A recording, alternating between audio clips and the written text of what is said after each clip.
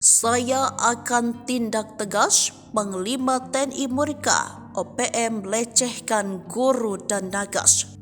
Saya akan tindak tegas atas apa yang dilakukan oleh OPM. Tidak ada negara dalam suatu negara.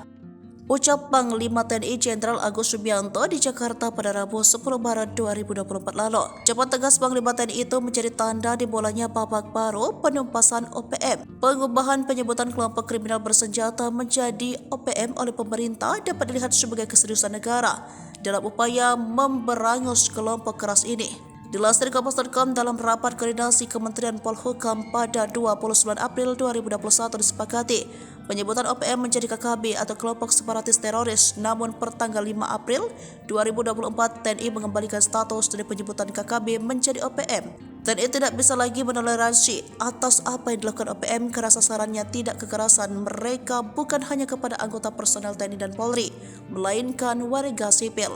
Bahkan di beberapa tempat Agus menyebut OPM juga melakukan tindakan asusila terhadap beberapa guru hingga tenaga kesehatan yang ada di pedalaman. Tindakan para anggota OPM ini makin keji, gelap mata hingga tidak sadar yang dia serang adalah saudara serumpun sendiri.